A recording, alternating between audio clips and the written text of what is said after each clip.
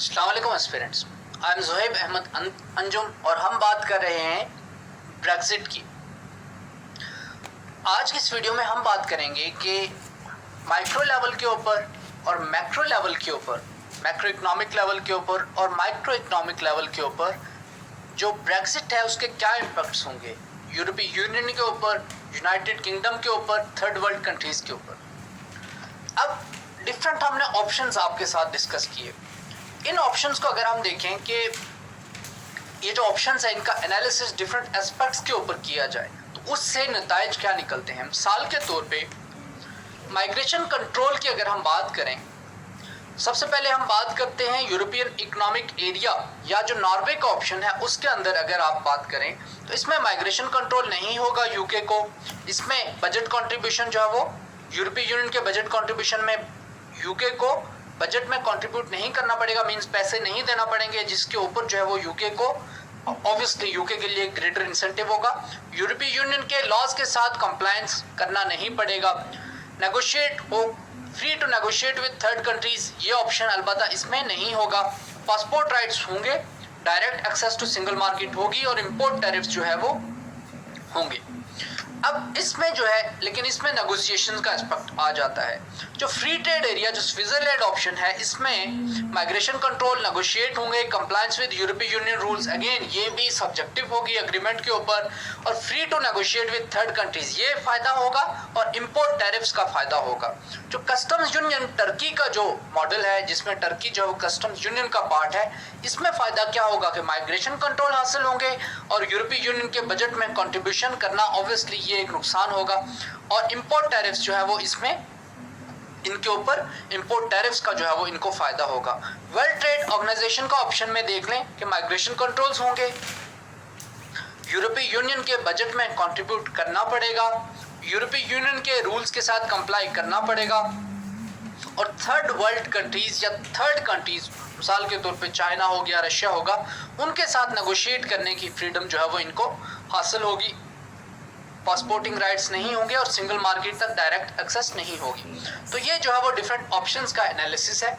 यूरोपीय यूनियन के कंट्रीज जो हैं सबसे ज़्यादा ब्रेक्सिट से कौन से अफेक्ट होंगे? ऑब्वियसली सबसे ज़्यादा वही इफेक्ट होंगे कि जिनके साथ इनकी इंपोर्ट्स और एक्सपोर्ट्स या ट्रेड की ट्रांजैक्शन सबसे ज़्यादा है। इसमें हम देखते हैं सबसे ज़्यादा जो इफेक्ट होगा वो होगा नेदरलैंड, क्योंकि ट्रेड की जो यूके के साथ ट्रेड है वो नेदरलैंड्स की जीडीपी का अगर हम परसेंटेज पॉइंट्स में बात करें तो 7.6% है। सेकंड जो सबसे ज़्यादा इम्पैक्ट होगा वो होगा आयरलैंड के ऊपर 11.8% as percentage of GDP. Germany 2.8% significant है क्योंकि जर्मनी जो है वो यूरोप की सबसे बड़ी इकोनॉमी है। स्पेन 2.5% अगेन एक जो है वो और ग्रेटर इम्पैक्ट है। Percentage investment from the UK सबसे ज़्यादा नेदरलैंड्स के ऊपर इम्पैक्ट, फिर आयरलैंड्स के ऊपर इम्पैक्ट, जर्मनी के ऊपर भी इम्पैक्ट होगा, स्पेन के ऊपर भी सिग्निफिकेंट इम्पैक्ट है।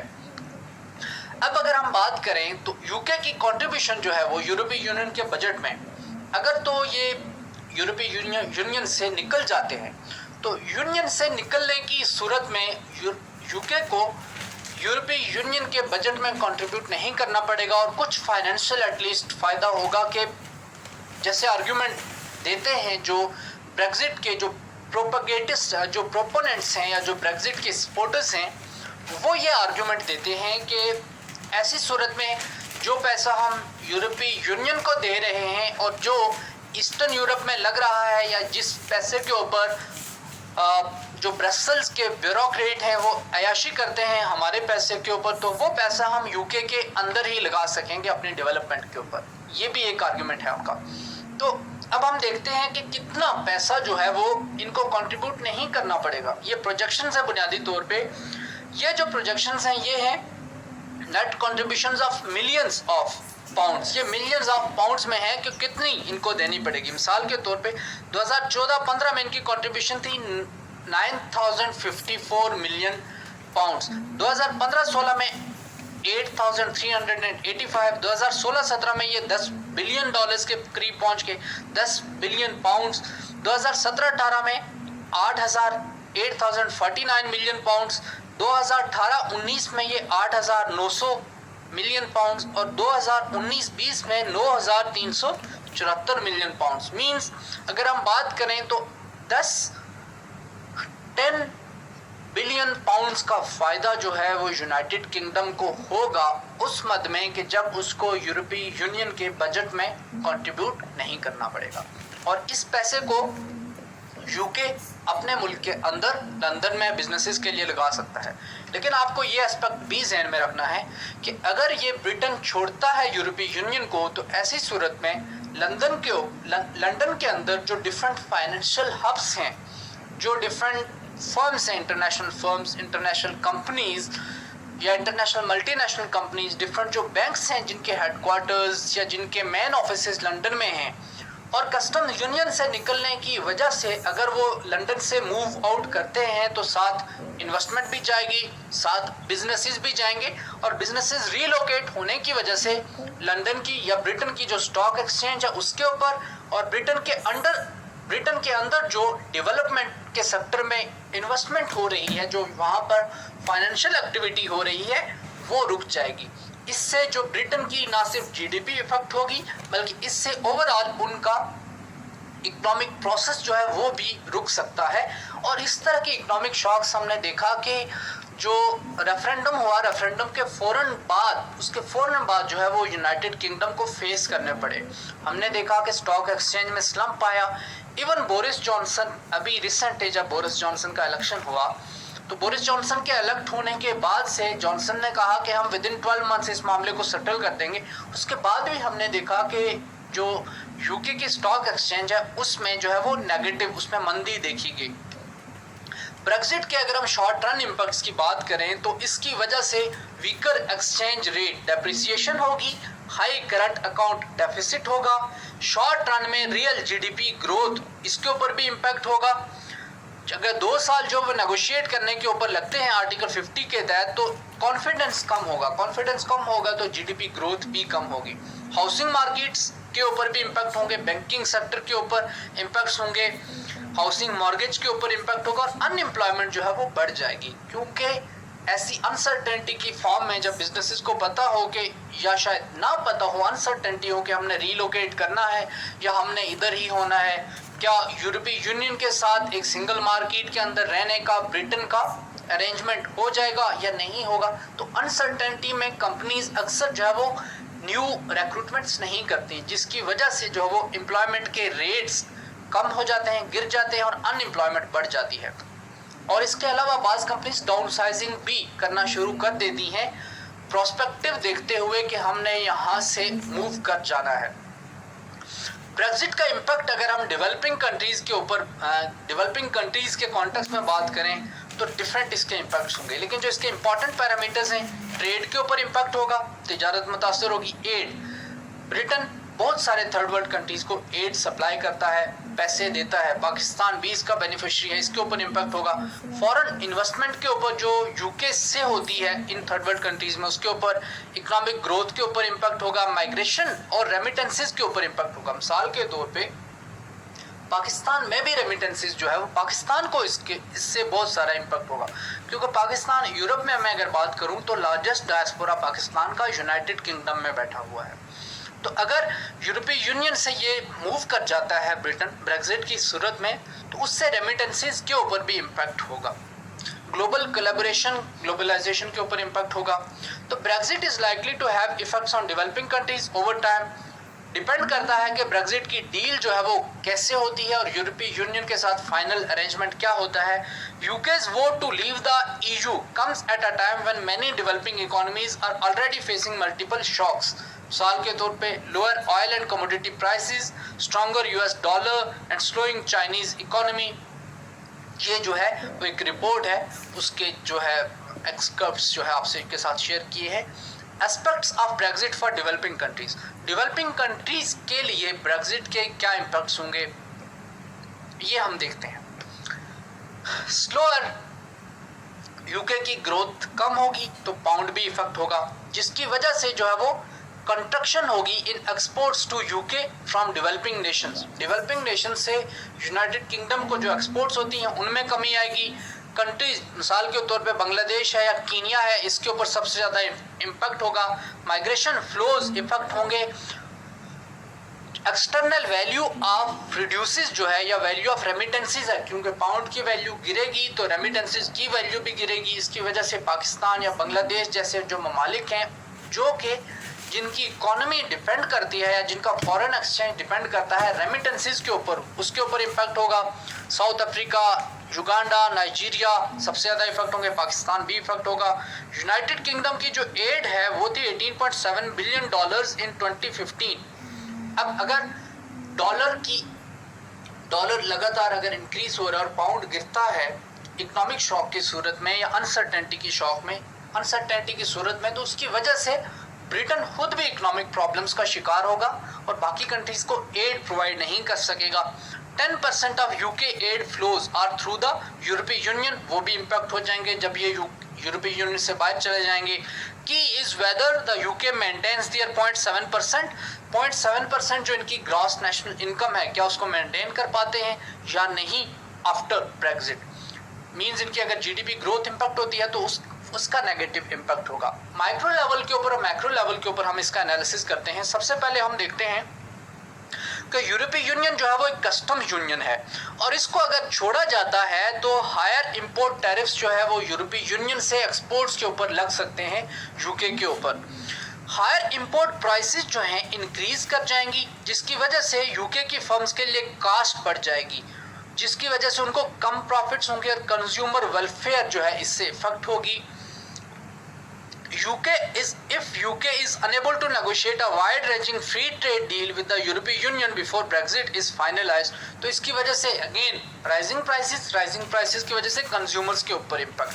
कुछ जो यूके की फर्म्स है और इंडस्ट्रीज हैं वो सफ़र कर सकती हैं from decline in net inward migration from. अब यूरोप के अंदर या यूरोप से जो है यूके के अंदर एम्प्लॉयमेंट का, बहुत सारी फर्म्स के लिए एम्प्लॉयमेंट का या लेबर का एक इम्पॉर्टेंट सोर्स यही माइग्रेशन है। जब माइग्रेशन के ऊपर बैन लग जाएगा तो उनकी एम्प्लॉयमेंट जो है या इन कंपनीज को जो लेबर का जो कैपिटल मिलता है वो इफेक्ट हो जाएगा, जो लेबर की इनपुट मिलती है उनको वो इफेक्ट हो जाएगी। In sectors such as hospitality, hoteling में, टेक्नोलॉजी में और कंस्ट्रक्शन में यूरोपीय यूनियन वर्कर्स जो है वो स्किल्स प्रोवाइड करते थे। अब जब लेबर मूवमेंट को आप कंट्रोल कर रहे हैं तो अब वो स्किल्स आपको प्रोवाइड नहीं हो सकेंगी। जो मीनियल लेबर है अक्सर जो ईस्टर्न यूरोप के कंट्रीज से आने वाले लोग करते हैं या ईस्ट एशियन कंट्रीज से जाने वाले लोग करते हैं या फिर साउथ एशिया और मिडिल ईस्ट से जाने वाले लोग करते हैं। यूके की net payments to the EU अगर ये कम होती हैं तो जिसकी वजह से यूके को फ़ायदा भी ये हो सकता है कि यूके उसी पैसे को जो वो पहले यूरोपीय यूनियन को देता था उसको अपने मुल्क के अंदर लगाए और अपने वर्कर्स की ट्रेनिंग में लगाए और कैपेसिटी इन्हेंसमेंट करे। लीविंग द यूरोपीय Union might cause delays at borders as UK firms comply with यूरोपीय यूनियन रूल्स। तो अगर ये नए रूल्स ले आते हैं तो जब बॉर्डर चेक्स इन प्लेस होंगे तो उसकी वजह से हमने देखा ये प्रोसेस, ये एक बात पहले भी हुई कि यूरो टनल में क्रॉसिंग के टाइम चूँकि बॉर्डर कंट्रोल्स या एक्सचेंज का अरेंजमेंट नहीं है तो उस सूरत में क्लियरेंस करते हुए भी आपको बहुत सारा टाइम लगेगा।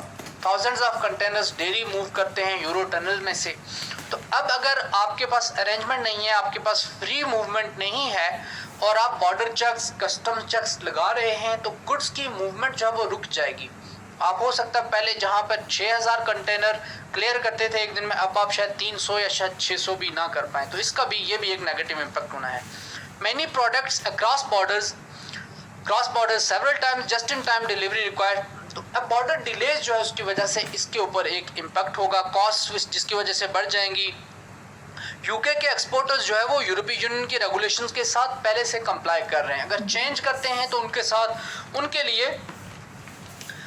उनके लिए जो है वो नए रूल्स के साथ कंप्लाई करना मुश्किल होगा। रेड टेपिज्म को कंट्रोल करना उनके लिए जो है वो मुश्किल हो जाएगा क्योंकि नए अरेंजमेंट्स होंगे। मैक्रो लेवल के ऊपर हम अगर बात करें तो यूरोपीय यूनियन को छोड़ना will allow the UK to make many free trade agreements with other nations. तो बाकी जो कौमें हैं, बाकी जो रेस्ट ऑफ द वर्ल्ड है उनके साथ ये एग्रीमेंट्स कर सकेंगे, ये एक फ़ायदा होगा उनको। फ्री ट्रेड डील्स यूके जो है वो बाकी कंट्रीज़ के साथ कर सकेगा जिसकी वजह से इसकी जो है वो एक्सपोर्ट्स बढ़ जाएंगी, जीडीपी ग्रोथ भी इसकी वजह से इंक्रीज होगी। लेकिन जो कॉम्प्लेक्स ट्रेड एग्रीमेंट्स हैं उनमें टाइम लग जाता है। मिसाल के तौर पे रिसेंट यूरोपीय यूनियन कनाडा ट्रेड डील जो है उसको 7 साल लगे। तो अब इसी तरह की ब्रिटेन को नए अरेंजमेंट्स, नए free trade agreements with the rest of the world करने के लिए बहुत सारा टाइम लग जाएगा। उसके लिए बहुत सारी डिप्लोमेटिक और बहुत सारी फाइनेंशियल एक्सपर्टीज और इनपुट की ज़रूरत होगी। यूरोपीय यूनियन के अंदर पार्ट होने की वजह से यूके को बहुत सारे फ़वाइद भी हैं ट्रेड और इकोनॉमी की टर्म्स में। अगर सिंगल मार्केट को यूके छोड़ता है तो इसकी वजह से यूके की इकोनॉमी को नेट इनवर्ड माइग्रेशन के ऊपर कंट्रोल होगा, जो कि इनको फ़ायदा होगा। इसकी वजह से यूके के लोगों के लिए जॉब और एम्प्लॉयमेंट की अपॉर्चुनिटीज़ बढ़ जाएंगी, हाउस प्राइसेस जो है वो कम हो जाएंगी, और यूके में लंदन में जो लंडनर्स या ब्रिटन्स जो हैं जो वहाँ पे प्रॉपर्टी नहीं खरीद सकते, बाहर से आने वाले लोगों की वजह से प्रॉपर्टी रेट्स इंक्रीज़ कर जाते हैं, और जो ब्रिटन्स हैं वो खुद लंदन में प्रॉपर्टी नहीं खरीद सकते क्योंकि बहुत ज़्यादा रेट्स हैं। जो हाउसिंग मॉर्गेज है उसके ऊपर इंटरेस्ट रेट्स बहुत ज़्यादा है। तो जब बाहर से इनफ्लो कम होगा माइग्रेंट्स का तो प्रॉपर्टी वैल्यूज़ कम होंगी, तो वहाँ के लोग उसको खरीद सकेंगे। But UK suffers from long run skill shortages.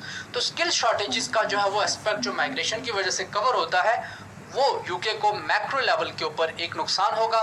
Living single market की वजह से डिमिनिशेस यूके ट्रेड विद यूरोपीय यूनियन और विल कट इनवर्ड इन्वेस्टमेंट भी कम होगी, और जो है इसके साथ इसको सिंगल मार्केट को छोड़ने की वजह से यूके की ट्रेड यूरोपीय यूनियन के साथ कम हो जाएगी। 44% of Britain's exports go to the यूरोपीय Union, 220 billion pounds out of 510 billion pounds. Higher tariffs अगर लग जाते हैं तो इसकी वजह से यूके के एक्सपोर्ट्स जो हैं यूरोपीय यूनियन को वो मुश्किल हो जाएंगी।